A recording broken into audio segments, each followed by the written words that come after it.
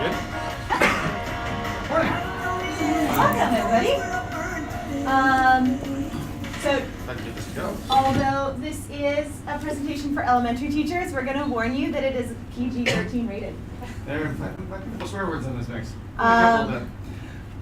We were trying to think of how to maybe think of a bit of a theme of this presentation, and who doesn't love Top Gun? So we went with the Top Gun theme. Hence why you're seeing that. So I figured we started off with this. I'm not going to sit here and blow sunshine up your ass, Lieutenant. The good pilot is compelled to evaluate what's happening so he can apply what he's learned. Up there, we're going to push it, so that's our job. Oddly, Top Gun relates to teaching. Who thought? I've just lost my connection. I'm going to run it this way. Okay. So, The plan. Well, we've got our pre-flight checks, always important, which is our introduction.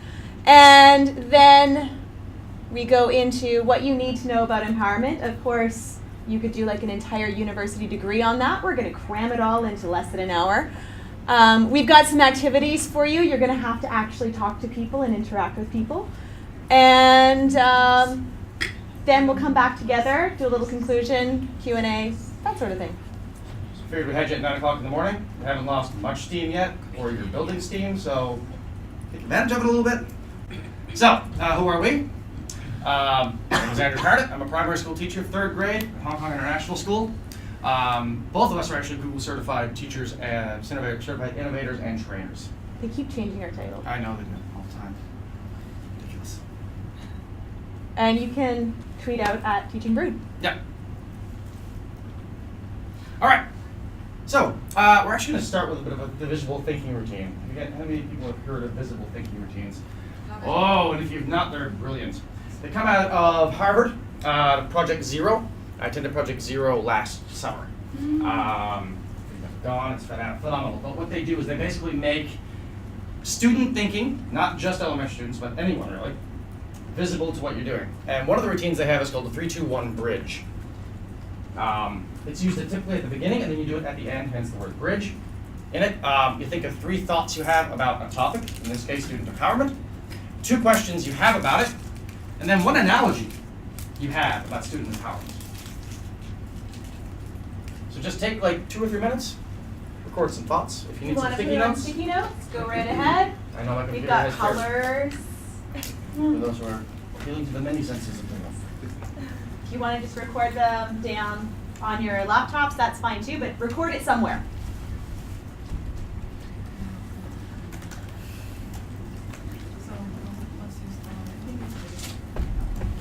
Is it individual right now? Individual right Individual now. right now, yeah. Give you another minute.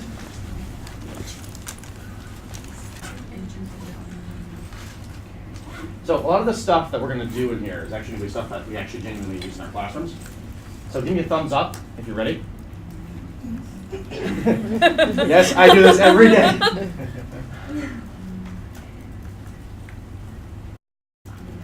All right, does anyone want to share out about any of their questions, thoughts, ideas? So one thought of an empowered student is that the students are the agent of their own learning, that they know about their strengths and weaknesses, Cool. and that they live failure in a positive way. Cool. We didn't come to the questions yet. Do you need more time, guys?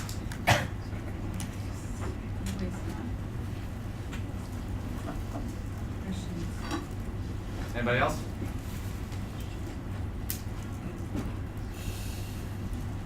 I think they need caffeine. Is it a bit too early?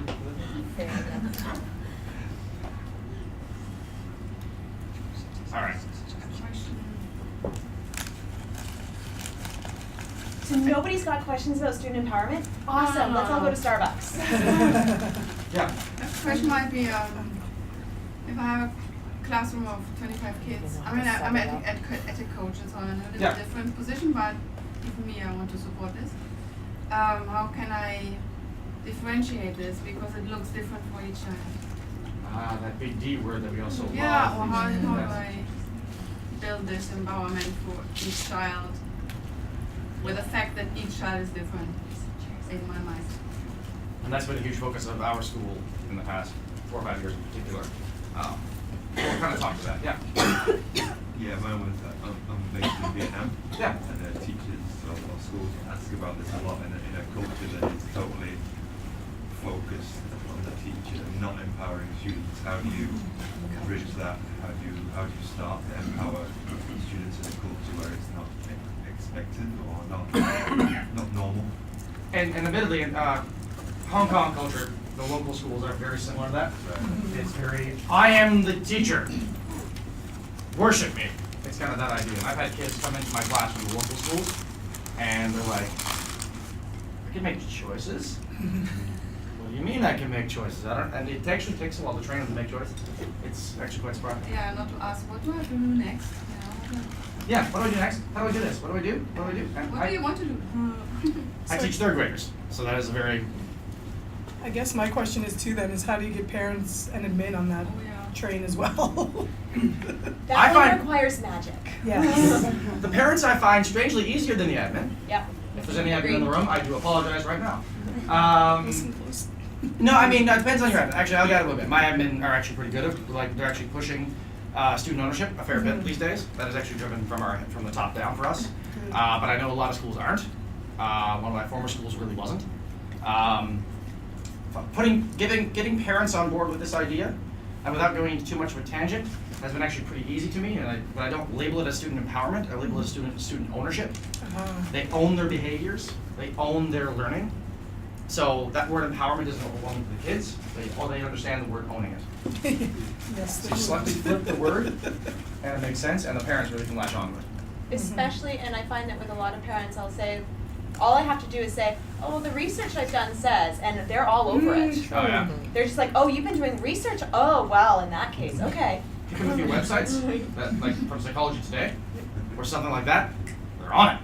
Yeah. Now in my parent emails actually, every week I actually do send my parents links to stuff that encourages a growth mindset and encourages student ownership. And it kind of you do that right from the start of the year, and it kind of gets them on board to that idea. And yes, it's almost not right away for a lot of them, but over the course of a few months, I think all of my parents are on board with it. And we do a parent night too, which helps it, and I explain all that through that too. So, Our definition of empowerment. speaking of, Okay, we did some research on this. So trust us. And we actually, because there are different definitions out there. And some people define things different ways. So for the purposes of this presentation, we are going to use Ms. Duhon-Haynes' definition, which is bringing into a state of belief one's ability to act effectively. Loaded. Don't worry, we Yes. don't show that to the kids. And we firmly believe that any stakeholder in the school can empower anyone else. So that includes your students could empower you. Yes. I love that noise. The audience. Oh, I thought it was the white hum of the air conditioner. All right. So the one thing we want to clarify, by the way, and this is a huge point of clarification: empowerment is not engagement.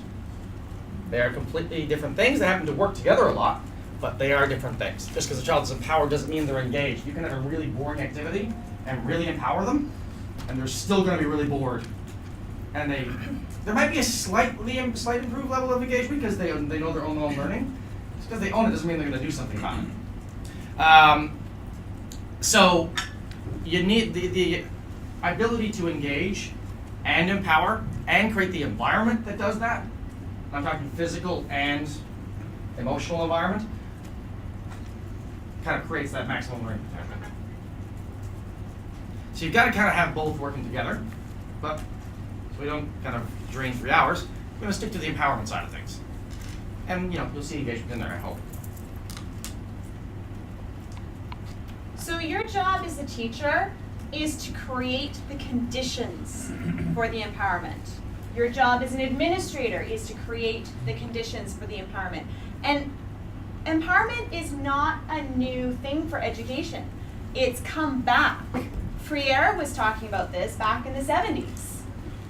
There was one paper he wrote in 1970 where he was talking about the need for students to be empowered. And here we are, a few years later, we're still talking about the need for students to be empowered. You've got to create an environment that energizes and increases motivation.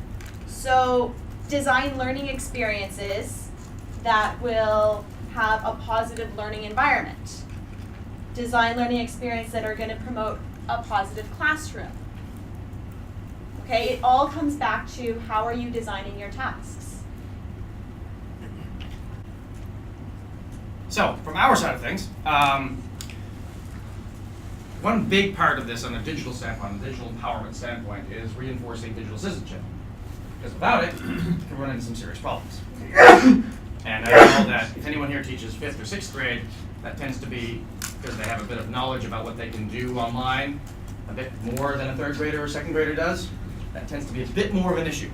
The teacher has to model good digital citizenship. You send emails with emojis in them, they might want to do the same.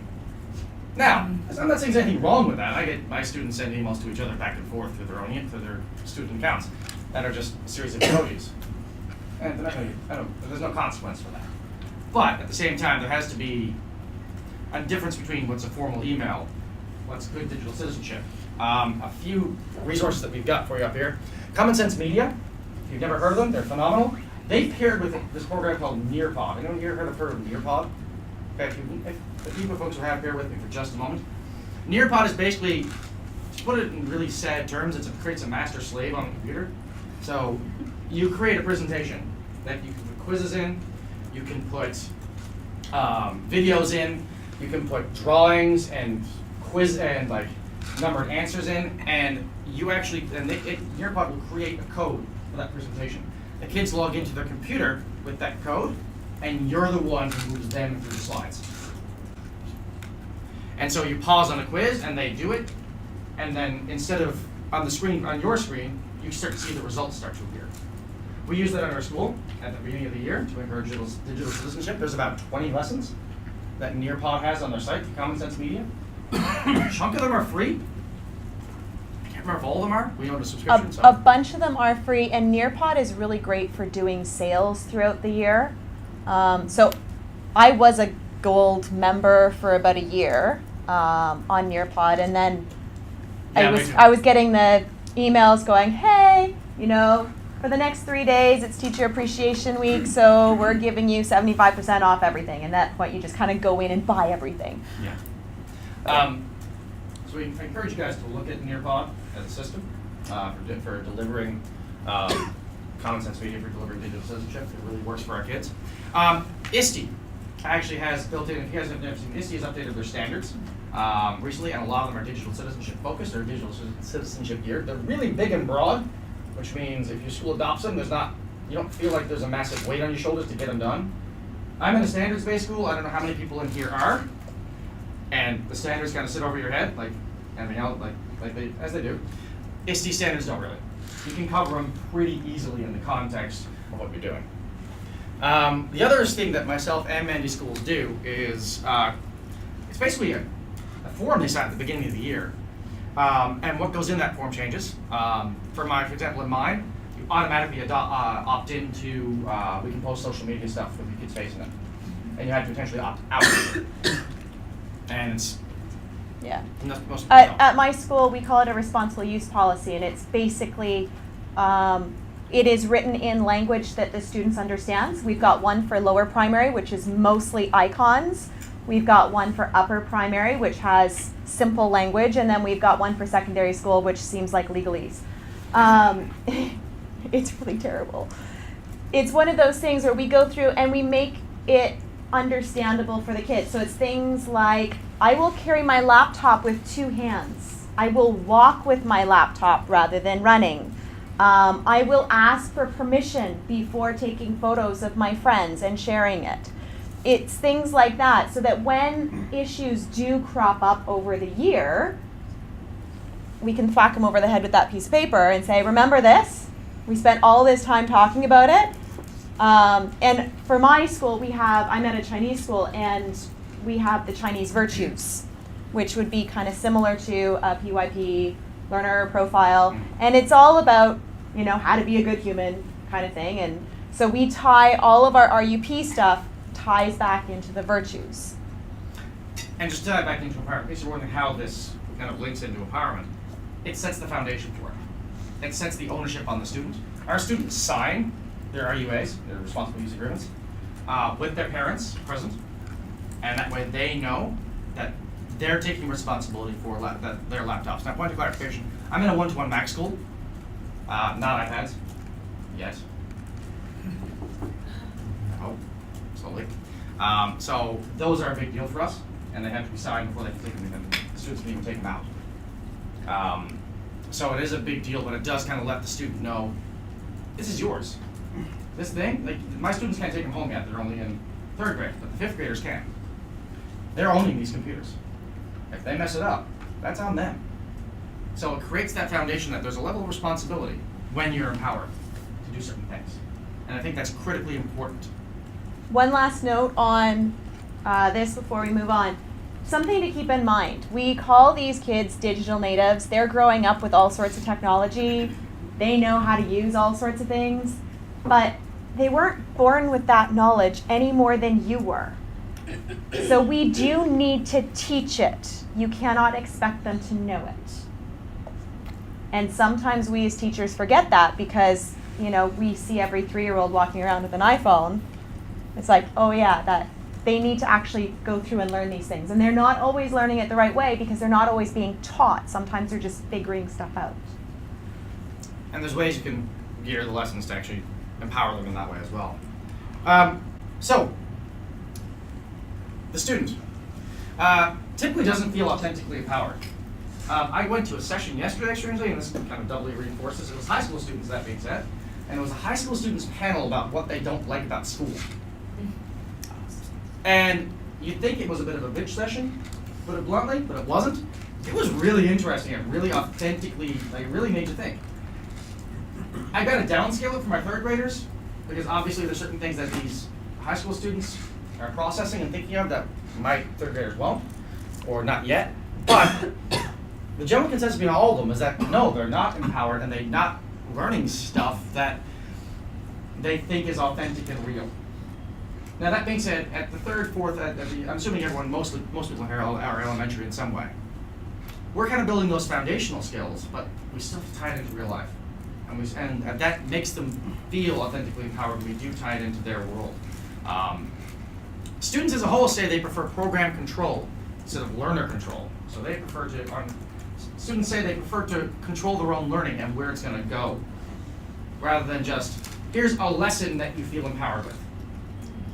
Which is, there's a big difference there. I'll admit, I'm the last thing from perfect with program control. When you've got standards to hit, it tends to be a bit more learner control instead of program control. But you gotta remember, there is that big difference. Montessori schools are far more program control based. And PYP schools do great degree too. Ooh, just lost it again.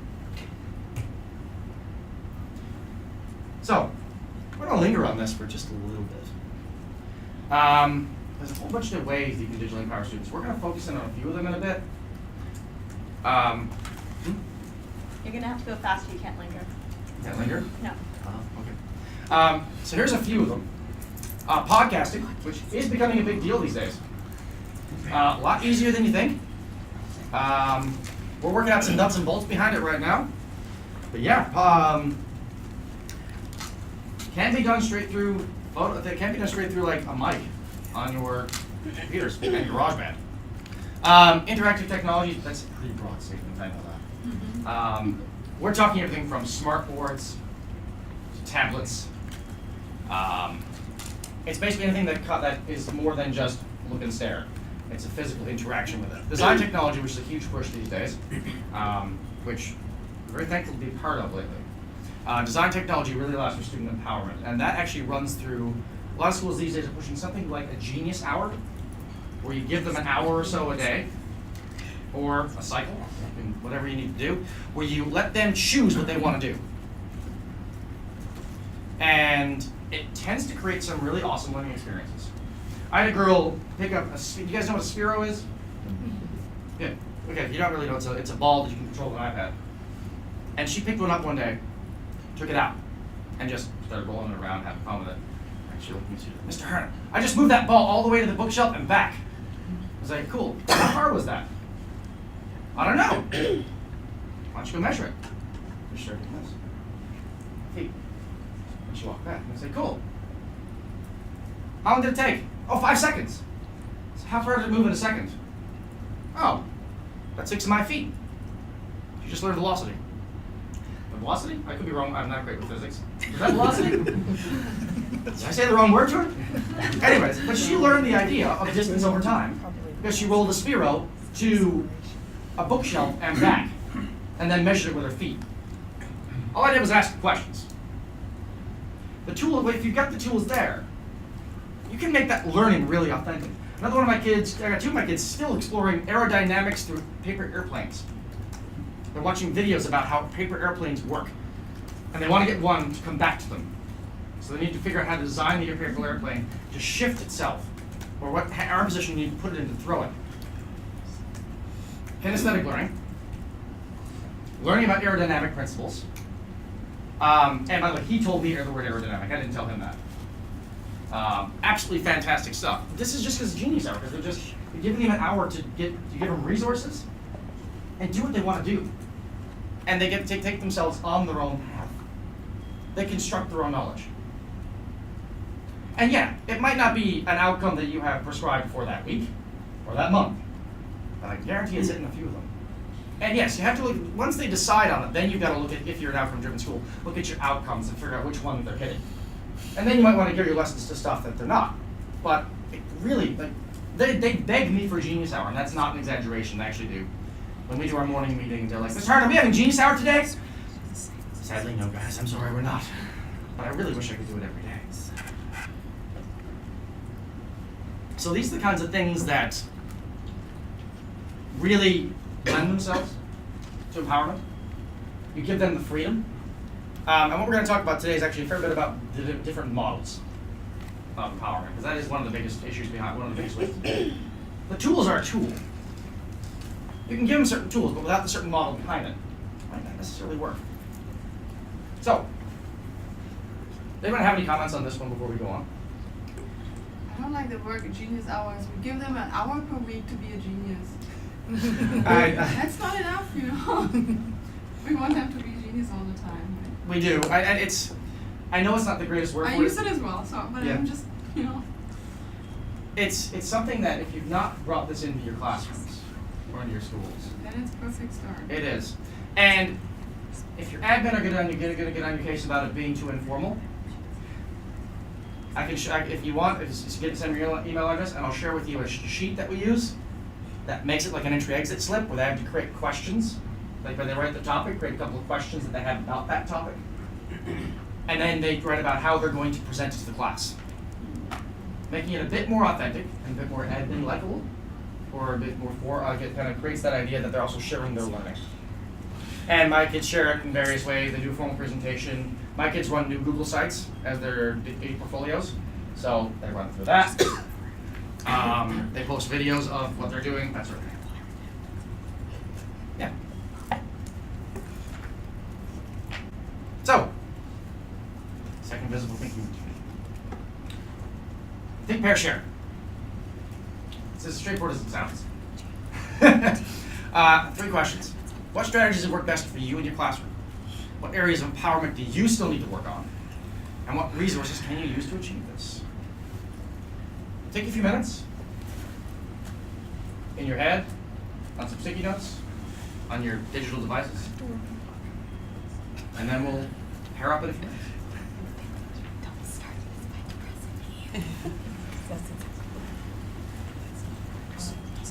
I just said that I highly recommend. This is not a method I use in my class, but I don't just put my hand up and wave. I did, would you 5? We're actually putting we realized our formal links weren't there, so documents are about to use. I heard some really cool conversations though. Does anyone want to share some of the questions, some of the things they were talking about? We were just discussing the kids who don't know what to do with choice and empowerment. Actually, just had a very similar conversation with And we had another one over there. Told. Welcome to Asia. Yes, that's a little bit of what we said. The way I've gotten around that is through questioning. I won't tell them what to do, ever. What I will do is based on what I know of them, I'll start asking them questions and teasing out what their interests are. And then going into the bank of ridiculous and weird thoughts that I have in my head, try and somehow connect that to learning. We do run into that. They're like, I don't know what to do. Well, what do you like to do? Well, I don't know. What do you do out? And then you start asking what they do outside school, what they do in their house, what they do for extracurricular stuff. And if they're really into music and piano, you might turn that into an engineering project about how pianos work, Now, or how the hammer. on the opposite side, you must have kids too who change halfway through and are always changing what they want to do. And like, do you have time limits or any rules or restrictions? For Genius Hour, this is a very similar conversation to what I had over there. You've got to be able to let loose Yeah. with how it's structured. You'll get certain kids finish 4 or 5 projects over the course of 6 or 7 weeks. But do they finish them, or do they What does just? it mean for them to be finished? I mean, Well, yeah, that's just share it. something or? Yeah, I mean, just it's, finish finishing movies. to every kid is a bit different. Yeah. And when you've lost interest in something, you don't want to press them on it too hard because then they're not authentically learning. It's coming back to, well, the teacher is telling me now. So they'll definitely learn a few things, and when they've lost steam, then tell them to present on what they've already learned, and then go with another one. The other way I do it is I have a Genius board outside my classroom. I take a bulletin board, 3 of them actually, they're small ones that are divided into subject areas: math, science, literacy, and other. Because some of them just they blend across categories, and what it said. And we take those entry slips that I talked about, and we actually staple them to the wall, because the kids can see what everyone else is doing, and it might spark an interest in them. So kids who are lost might also want to go to the board and go, what are my friends doing? They might be almost done, but they might want to take a different avenue, or they might want to do the exact same thing because they have an interest in it. That works too. It creates total empowerment on it. So, yeah. I don't want to spend the whole time on talking about Genius Hour, and I probably could. I do love it. So the last comment before we move on here, yeah. And then empowerment for me, or Genius Hour as a Yeah. tool, is not mainly about the content for me. It's about the learning process, right? Yeah. So if they choose and they can explain to me with good reasons why they want to choose and why it's not interesting anymore, and they go a different direction, and that's their plan, their action plan to go that, fine. We do this all the time. I mean, that's how we learn. How many people have picked up a guitar and it now sits in your corner Yeah. as a tool? A ukulele and a guitar. I was like, yeah, I'll learn. Nope. But it's just identical to what our kids do. It is the exact same thing. It's hobbies that you're interested in. Tying it really into the learning, that's where you've got to be a bit more of a facilitator in the process. But that still creates that level of empowerment. All right. Top Gun theme. We've actually created a couple of ways you can use Docs for empowerment. Docs and Gmail. And they're structured in 2 different ways based on 2 different types of learners. Our Goose learner. Goose was structured. Can't do things. You got to do things the right way. So they're more structured tasks. And a lot of people like that. And even the high school students yesterday were kind of recognizing that. And the Maverick tasks. Got a couple questions. Go to town. So, 2 different tasks you can take care of. You can choose which one you want to do. It doesn't make a difference. Both will hopefully lead you to something of a similar outcome. But we're giving it to you guys, just like you would give to your students. Now, full disclosure, we were going to give you 30 minutes for this, but you now have 5. Had good discussions. Had good discussions. So, yeah, I'll just leave it actually. Yeah. There. You can make it. So we'll basically just talk to them. Structured tasks, guiding things to do, broad open-ended questions. 5 minutes. Go ahead. Oh, I can't even write in the URL that fast. 5 or 10, maybe. No, if you click on the links, it'll actually see. Go on the links. Yeah.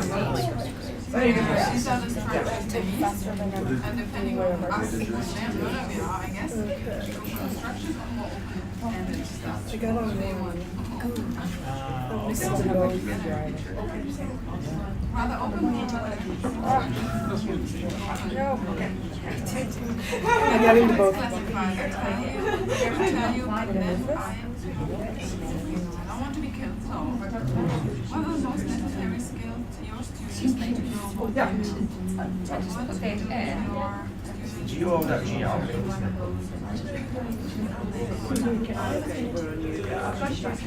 Oh, D capital D. Oh, wait, which one are you doing?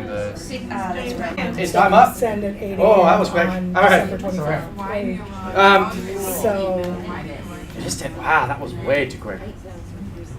I know you probably didn't get very far. I apologize for that. But it was task design. That was the main idea. Someone was asking me a bit about hyperdocs. Mandy is far more the expert on hyperdocs. She uses them every day. Gosh, no. Oh, sorry. It's a tool. You use it when it's useful. Yeah. I'm a music teacher. We don't use laptops every day. you already have it. The Gmail stuff, in case you're wondering, my third graders do that. In case you're wondering, is that a real thing? My third graders create contact lists. They filters and stuff, they don't, it's a bit advanced for them. But starting stuff, composing an email, putting media in there, that's all them. They do that. You just, and the funny thing is, you don't tell them how to do it either. You just tell them, go try it out. They have the hardest time in the world with, well, how do I do it? Well, figure it out, but I might mess it up. Well, mess it up. It's hard for us to embrace that idea. But technology can be messed up. We can fix it in the end, and in the end, is it that big of a deal? Like, if it's not going over digital empowerment, we need to embrace this idea that they're gonna mess up and let them mess up, but make it okay. I say that every day to my kids. So whether you're doing a Maverick task or a Goose task, embrace the mess ups. Yeah. So 3-2-1 bridge. The purpose of it in the end is to actually do it again. 3 thoughts or ideas you now have about student empowerment. Anything that might have changed, anything you might have thought of. 2 questions you still have, and 1 analogy that you have about student empowerment. Take 2 or 3 minutes. Can I ask you just real quick, what are you using Gmail for? What are you using Gmail? Oh my goodness. For me personally. Oh, that's right. Anything ranging from I'm not doing something, I can run It's sometimes. an innovative lesson for students. I'm going up for a day. I tell them, the substitution is, it's not, people should check my email from them, and I should take myself, I'm not seeing myself. So it's like it's full of things that. It's their whole lesson that they have access to it at all times. And oftentimes when it's, I hate using a day or something, so I'll send them links to things to move the math lesson along, or the literacy lesson along. But you can give them this. All right, so we have an exit ticket. It's helping us get better. So if you guys, how many questions is it now? It's a short thing. It should only take you 3 hours. So Teaching Root is one way that Amanda and I collaborate together. It's a kind of little thing we do. You can email us at teachingroot.com if you look to follow us. We both do Twitter. I tweet about my classroom almost every day at Mr. Ray Harnett, and you're not too dissimilar to that if I'm not mistaken. You tweet a fair bit. I do, but not on that account. So that's my professional account that has nothing to do with the students, but it does link off to my classroom account. And I tweet out stuff that I'm doing in my classroom for sure. Yeah, and I'll tweet everything from ours. Be aware if you go on, it's not going to be all tech stuff. We might be a track and field day, and I might post track and field day photos. My parents follow the Twitter account. So yeah, you guys have any? You guys want to take a minute, fill that out, and if you have any questions, we're right here. All right, folks. For the sake of time, we're gonna wrap this up with. It's a strange thing. We're gonna push some books on you. If you need some reading recommendations, put these 3 books down. Well, 2 books down here. In case you're wondering where the thinking routines have come from. If you don't go to the conference, this book right here, Making Thinking Visible, which is by Ron Rickard and his friends at Project Zero. It's got the visible thinking routines and the importance of making thinking visible in the classroom. And another one is for anyone who's an elementary classroom teacher or teaches math in any way, shape, or form. Mathematical Mindsets. It's by Jo Boaler. She's absolutely phenomenal. She's kind of the latest shit in math these days, to put it bluntly. Those are two phenomenal reads if you ever need a bit of reading recommendations. Another one, I know differentiation was brought up. A book called Classroom Differentiation by Carol Ann Tomlinson is another phenomenal read if you're looking to really differentiate your classroom. What was that again? Sorry? What was the last one? The Differentiated Classroom by Carol Ann Tomlinson. She has a very good video you can watch through from Yeah. now. She's kind of the differentiation, the best, the most differentiation expert, I guess. Yeah. Yeah. It's Teaching Broad, is this a podcast? Sort of, Of yeah. sorts. On YouTube? Yeah. See, that's the thing. It's not really a podcast because we haven't actually set it up as a proper podcast. It kind of came from Andrew and I have always had these really great conversations, and then a colleague of mine at my current school said to me one day, he said, you know, I want to challenge you to do a podcast because you've got some good ideas and they need to be recorded. And I was like, no, not going to do that. And then one day Andrew said, you know, we should really record some of our conversations. It was like, okay, we're getting at it from both ways. I think we're actually We'll record our conversations. we were actually practicing for a presentation we were doing last year's presentation here. And we were having this conversation that was nothing to do with the presentation. And I was like, we should probably record that. So we did. It's raw. It was terrible at the time. But we kind of more formalized it. We actually go to cafes in the city. Yeah. Like we find a cafe to get authentic cafe background noise. Bring that same mic, and we do a 10-minute conversation inside the cafe. So, yeah, we choose a topic, we look at things, we come at it from different perspectives and stuff like that. Yeah. So that's what that's all about. And now we're actually looking into making it a proper podcast. Yeah, so we meet up every year. So we'll shift from YouTube to something actual. So thank you very much, guys. Thank you guys for coming. We appreciate